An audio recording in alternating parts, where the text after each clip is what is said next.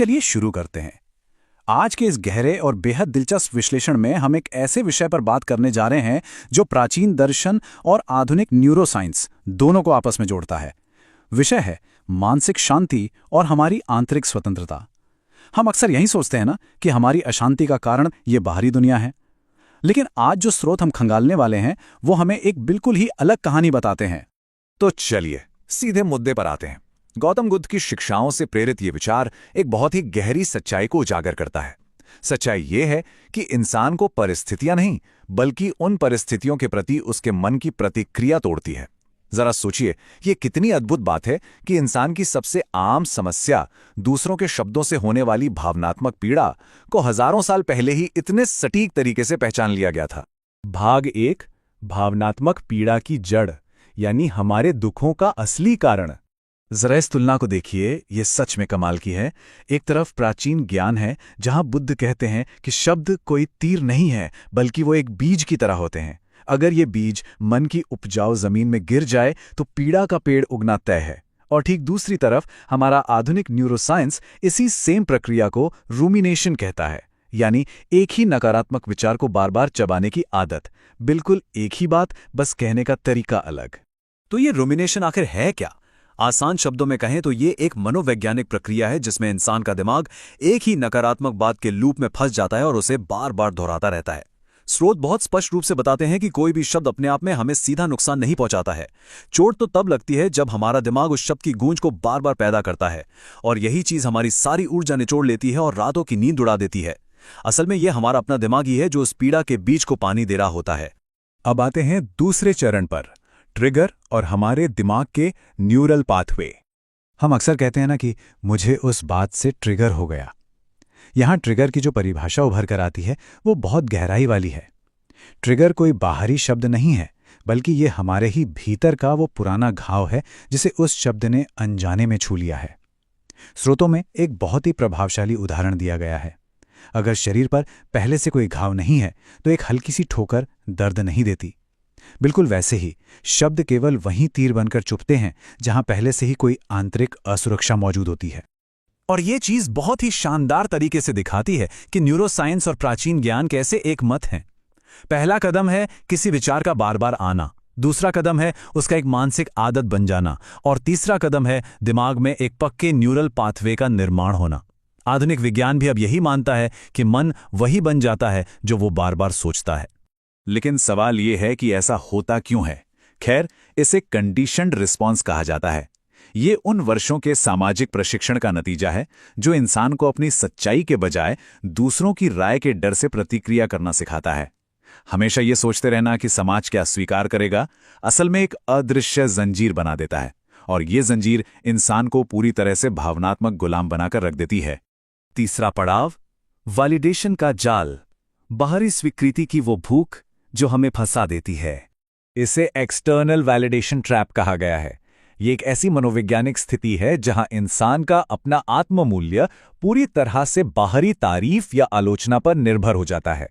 आसान भाषा में समझें तो जब हम अपनी खुशी का रिमोट कंट्रोल दूसरों के हाथ में दे देते हैं तो एक छोटी सी तारीफ हमें 7वें आसमान पर पहुंचा देती है और एक साधारण सी आलोचना हमें तुरंत जमीन पर पटक देती है।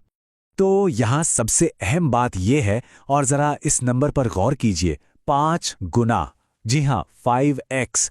मानव मनोविज्ञान ये साबित करता है कि हमारा दिमाग किसी भी नकारात्मक टिप्पणी को तारीफ के मुकाबले 5 गुना ज्यादा गहराई से याद रखता है। इसी वजह से एक अपमान 100 तारीफों पर भारी पड़ जाता है। तारीफ और आलोचना का ये प्रभाव ये स्पष्ट करता है कि दोनों ही चरम स्थितियां खतरनाक हैं। देखिए, तारीफ दिमाग में डोपामाइन रिलीज करती है, जो किसी नशे की तरह एक रिवॉर्ड डिपेंडेंसी या लत पैदा करती है। वहीं दूसरी ओर आलोचना दिमाग को लगातार असुरक्षा की स्थिति में धकेल देती है और आत्मविश्वास को पूरी तरह से तोड़ देती है। दोनों ही इंसान को उसके सच्चे स्वरूप से दूर ले जाते हैं। इसका समाधान इंटरनल लोकस ऑफ कंट्रोल में छिपा है। यह वो मानसिक स्थिति है जहां जीवन का नियंत्रण और आत्ममूल्य पूरी तरह से भीतर से उत्पन्न होता है। बुद्ध ने इसे स्वयं दीप बनो या अपदीपो भव कहा था। इसका सीधा सा अर्थ है कि इंसान का असली मूल्य लोगों की राय के बदलते मौसम के साथ ऊपर नीचे नहीं होना चाहिए। चौथा भाग, विराम की शक्ति, यानी एक छोटे से पॉज का महत्व। अब इस जानकारी में जो सबसे दिलचस्प बात है वो ये है कि हमारा दिमाग काम कैसे करता है।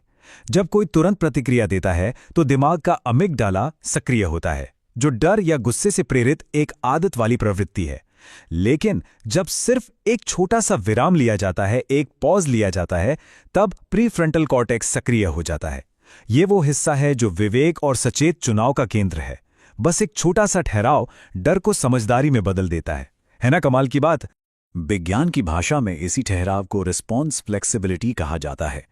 यह तुरंत आवेग में आकर प्रतिक्रिया देने के बजाय एक सचेत प्रतिक्रिया चुनने की क्षमता है। और ध्यान देने वाली बात यह है कि यहां मौन का मतलब सिर्फ अपने होठ सील लेना नहीं है। इसका मतलब अपने भीतर एक ऐसी जगह बनाना है जो ये साबित करे कि हम बाहरी शब्दों के गुलाम बिल्कुल नहीं हैं। जरा इस पूरी प्रक्रिया के चक्र को समझते हैं। स्टेप 1, कोई बाहरी ट्रिगर होता है।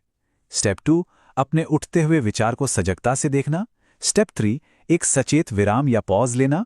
और अंत में स्टेप 4, एक नियंत्रित प्रतिक्रिया देना। इस सटीक चक्र को बार बार दोहराने से सचमुच दिमाग में नए और स्वतंत्र न्यूरल पाथवे का निर्माण होता है। हम सच में अपने दिमाग की वायरिंग बदल सकते हैं। अंतिम भाग, आंतरिक स्वतंत्रता और अपनी भावनात्मक परिपक्वता को हासिल करना। यहां अकेलापन और एकांत के बीच का फर्क समझना बहुत ही जरूरी है। स्रोत इसे बहुत बारीकी से समझाते हैं। अकेलापन वह स्थिति है जहां इंसान पूरी तरह से खुद से कटा हुआ महसूस करता है, जबकि एकांत खुद से गहराई से जुड़े होने की एक खूबसूरत स्थिति है। जो लोग एकांत से डरते हैं वे अक्सर अपने भीतर के खालीपन को भरने के लिए ही रिश्तों और बाहरी दुनिया का सहारा लेते हैं। चलिए आगे बढ़ते हैं और देखते हैं कि यह सब रोजमर्रा की जिंदगी में कैसे काम करता है। ये वो ठोस दैनिक अभ्यास हैं जो हमारे मन को शांत करते हैं। विचारों को स्वयं से अलग समझना, वर्तमान में रहना, मौन के जरिए दिमाग के उस शोर शराबे वाले डिफॉल्ट मोड नेटवर्क को शांत करना, सोशल मीडिया के इनामों की एक सीमा तय करना और खुद के प्रति करुणा रखना। ये वो कदम हैं जो हमारे भावनात्मक नियंत्रण की नींव रखते हैं। ये विचार सच में दिल को छू लेने वाला है। इंसान की असली संपत्ति क्या है?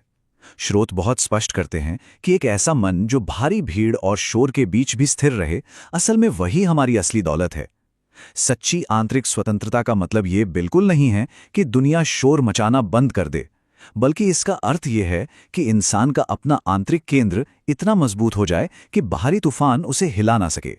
सच कहें तो बिना किसी एक्शन के, बिना किसी अभ्यास के बड़े बड़े दार्शनिक विचार केवल एक भ्रम बनकर रह जाते हैं। प्रतिक्रिया देने से पहले लिया गया बस एक छोटा सा विराम, एक पॉज, जीवन की पूरी दिशा को पूरी तरह से बदल सकता है। यह सिर्फ एक विचार नहीं है, बल्कि एक जीवन बदलने वाला अभ्यास है। इस विश्लेषण के अंत में हम एक बहुत ही गहरा और शक्तिशाली सवाल छोड़कर जा रहे हैं।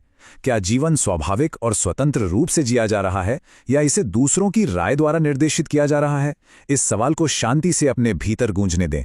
आंतरिक स्वतंत्रता की इस यात्रा में शायद ये सवाल ही एक नई शुरुआत बन सकता है। उम्मीद है यह विश्लेषण आपको पसंद आया होगा। सुनने के लिए बहुत बहुत धन्यवाद।